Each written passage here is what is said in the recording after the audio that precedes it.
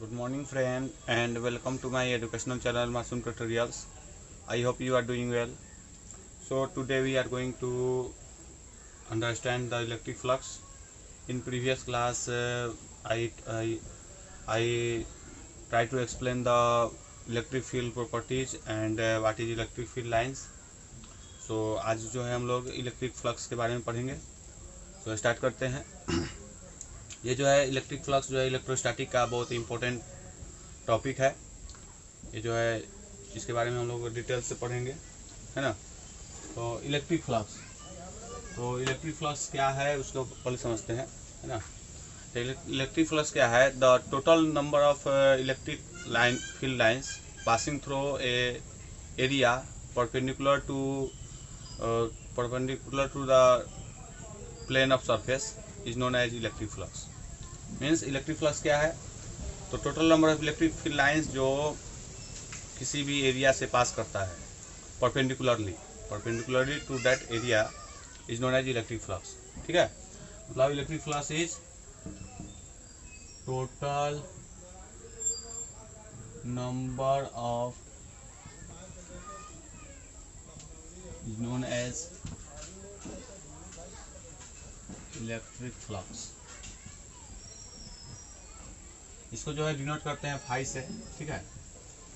Phi से denote किया जाता है. जैसे तो एक फॉर्मूला आता है phi equal to E S.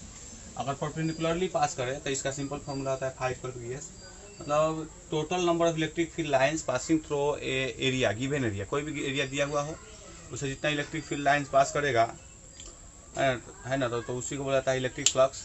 लेकिन कंडीशन क्या है? इलेक्ट्रिक फील्ड लाइंस जो है वो एरिया के परपेंडिकुलरली पास होना चाहिए, है ना. जैसे एक पाइप हो, पाइप को अगर पानी अगर जा रहा हो मोटर से, तो पाइप से पास करेगा कब पानी? जब पाइप मोटर के परपेंडिकुलरली जो पानी पास कर रहा है उसी के सामने अगर पाइप रहेगा ऐसा, तब ना पानी पास करेगा. अगर वो पैरेलल हो जाएगा, जिस डायरेक्शन में वो जा रहा है उसी डायरेक्शन में अगर वो पाइप का भी डायरेक्शन हो जाएगा तो वो पास नहीं करेगा. तो इसी कारण जो है परपेंडिकुलरली पास करना चाहिए. जैसे मैं एक फिगर समझाने की कोशिश करता हूँ. जैसे मान लीजिए कि ये एक सरफेस है ना. सरफेस का ऐसे मैं यहाँ पर एस से सरफेस लिया हूँ, ई से इलेक्ट्रिक फील्ड लाइंस लिया हूँ. यहाँ पर ई क्या है? Electric field lines. S is the total surface area and this electric field lines here passes perpendicular to the surface. So according to this the electric field lines passes perpendicular to that surface.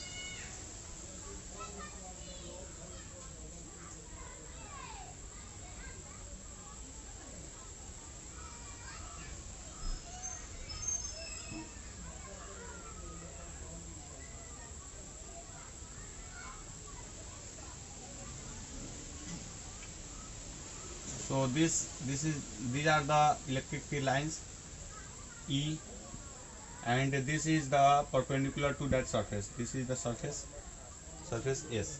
Okay. So so here the angle between surface area and electric field intensity is 90 degree. 90 degree है ना. Surface और electric field lines के बीच में angle जो है 90 degree है. इसलिए यहाँ पर ये फार्मूला होगा phi equal to E S. यहाँ पर मैंने क्या कंसीडर किया हूँ कि इलेक्ट्रिक फील्ड इंटेंसिटी जो है सभी जगह इक्वल है. यहाँ पर जितना इलेक्ट्रिक फील्ड इंटेंसिटी वहीं पर यहाँ पर भी उतना ही है. इसलिए ये सभी इलेक्ट्रिक फील्ड लाइन जो है पैरेलल है. जब कोई भी इलेक्ट्रिक फील्ड लाइन पैरेलल होता है तो इसका मतलब होता है यूनिफॉर्म इलेक्ट्रिक फील्ड है. ये कैसा इलेक्ट्रिक फील्ड है? Uniform electric field. तो ये जो फार्मूला आया वो सबसे सिंपल फार्मूला है इलेक्ट्रिक फ्लक्स के लिए. ठीक है. अच्छा, इसका यूनिट क्या हो सकता है? तो हम लोग जानते हैं कि इलेक्ट्रिक फील्ड इंटेंसिटी का यूनिट होता है न्यूटन पर कूलम. ठीक है. इलेक्ट्रिक फील्ड इंटेंसिटी का एरिया मतलब मीटर स्क्वायर, तो न्यूटन पर कूलम मीटर स्क्वायर. ये हुआ इलेक्ट्रिक फील्ड इंटेंसिटी का unit. It is a scalar quantity. ये जो है स्केलर क्वांटिटी, इसका यूनिट हुआ इलेक्ट्रिक फ्लक्स. अब है कि जैसे यहाँ पर मैंने माना कि यूनिफॉर्म इलेक्ट्रिक फील्ड हो, लेकिन अगर कोई सरफेस लाइक दिस, और यहाँ पर सभी जगह जो है इलेक्ट्रिक फील्ड इंटेंसिटी यूनिफॉर्म नहीं है, मतलब non uniform electric field intensity हो, मतलब सभी जगह से इलेक्ट्रिक फील्ड लाइन जो है इक्वल अमाउंट में ना पास करे तो कंडीशन क्या होगा।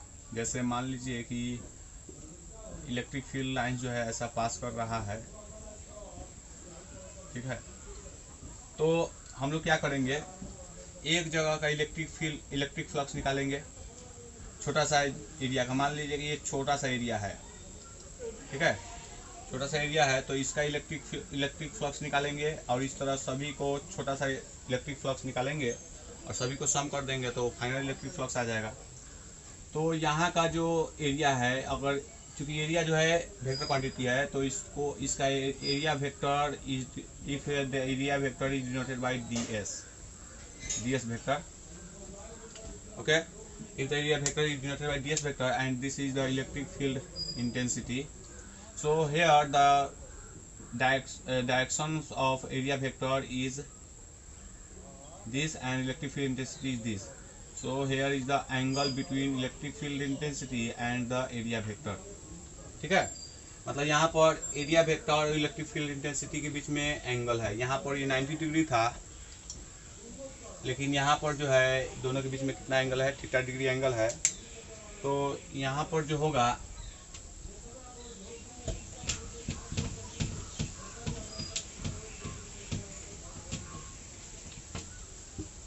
यहाँ पर इलेक्ट्रिक फ्लक्स हो जाएगा phi D small electric flux.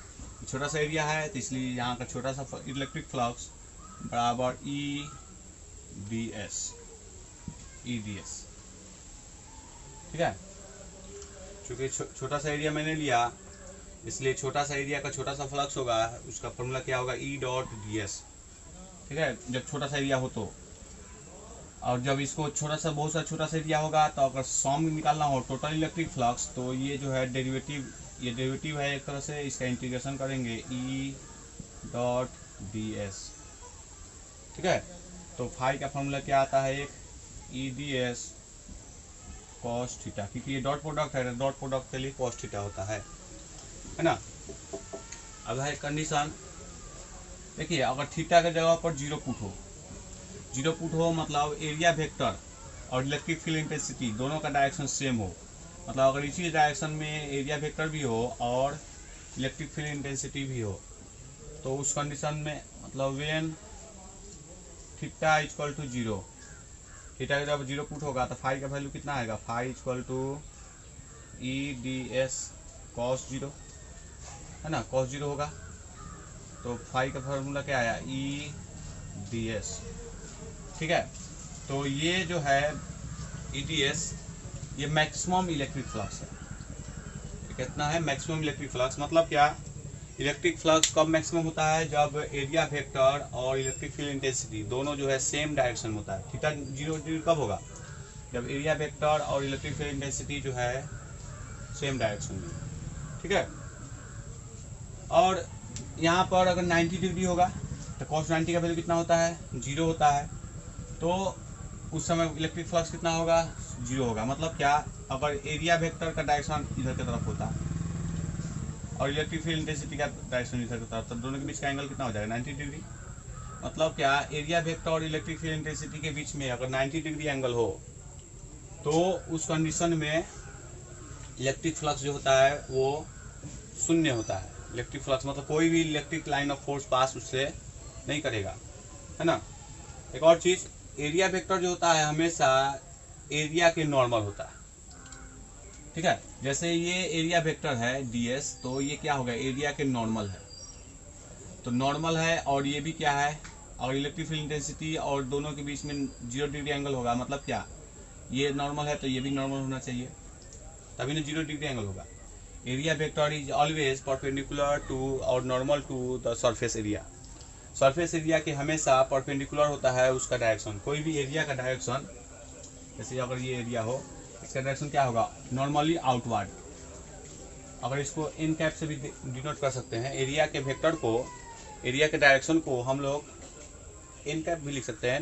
ये क्या है, यूनिट वेक्टर। अगर ये एरिया हो ds, एरिया है ds, इसका डायरेक्शन होगा ऑलवेज कन्वेंस, ये जो है स्टैंडर्ड तरीका है या कन्वेंशन के लिए लिया गया है कि हमेशा एरिया का जो डायरेक्शन होता है वो नॉर्मली आउटवर्ड डायरेक्शन में होता है। ठीक है। तो अगर इसका एरिया हो ds और इसका डायरेक्शन हो यूनिट वेक्टर n कैप, तो हम लोग ds वेक्टर को हम लोग ds n कैप लिख सकते हैं। ds वेक्टर को ds n कैप लिख सकते हैं। यहाँ पर ds क्या है, ये है एक तरह से मैग्नीट्यूड है, मैग्नीट्यूड ऑफ एरिया, मतलब कितना एरिया है, और n कैप क्या है, इसका unit vector. I hope you understand it. So यहाँ पर ds और इलेक्ट्रिक फील्ड इंटेंसिटी के बीच में 90 डिग्री एंगल होगा, मतलब ये एरिया के पैरेलल होगा। अगर इलेक्ट्रिक फील्ड इंटेंसिटी एरिया के पैरेलल होगा तभी ना दोनों के बीच में 90 डिग्री एंगल होगा, है ना। तो ये क्वेश्चन पूछा जाता है हमेशा कि कब जो है इलेक्ट्रिक फ्लक्स शून्य होता है, जीरो कब होता है, तो जब इलेक्ट्रिक फील्ड इंटेंसिटी एरिया के पैरेलल हो। जैसे इलेक्ट्रिक एरिया इधर है, इलेक्ट्रिक फील्ड इंटेंसिटी इधर है, तो दोनों अगर सेम पैरेलल चलेगा तब ना वो जो है इलेक्ट्रिक एरिया से पास ना किया। कोई एरिया हो उससे अगर पास करेगा तो एरिया से पास करेगा, मतलब एरिया के ये परपेंडिकुलरली जा रहा है ना, पास कर रहा है, उसके अंदर से जा रहा है।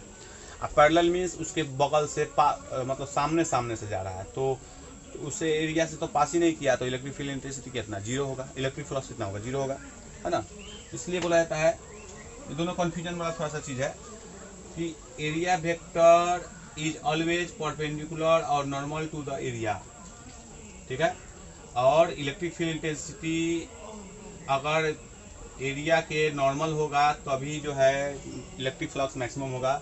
इसका मतलब यह हुआ कि जिधर डायरेक्शन ds का हो उसी डायरेक्शन में अगर e है, e का भी डायरेक्शन है, जिस डायरेक्शन, जैसे एक फिगर और बनाता हूँ, जैसे ये मान लीजिए e का डायरेक्शन है, अगर इसी डायरेक्शन में ds का भी डायरेक्शन हो, एरिया का भी डायरेक्शन हो, एरिया वेक्टर का, है ना, तो इस कंडीशन में इलेक्ट्रिक फ्लक्स जो है मैक्सिमम होगा। और अगर एरिया वेक्टर का डायरेक्शन इधर की तरफ हो और ये हो गया एरिया वेक्टर का डायरेक्शन, ये हुआ इलेक्ट्रिक फील्ड इंटेंसिटी का डायरेक्शन, तो दोनों के बीच में थीटा डिग्री एंगल हो गया, है ना। तो इस कंडीशन में इलेक्ट्रिक फ्लक्स कम होगा। और इसके बाद अगर एरिया वेक्टर का डायरेक्शन इधर की तरफ हो, इलेक्ट्रिक फ्लक्स का डायरेक्शन इधर की तरफ, इलेक्ट्रिक फील्ड का डायरेक्शन इधर की तरफ, तो दोनों के बीच में 90 डिग्री एंगल हो गया, है ना। तो इस कंडीशन में इलेक्ट्रिक फ्लक्स शून्य होगा। आई होप यू अंडरस्टैंड इट।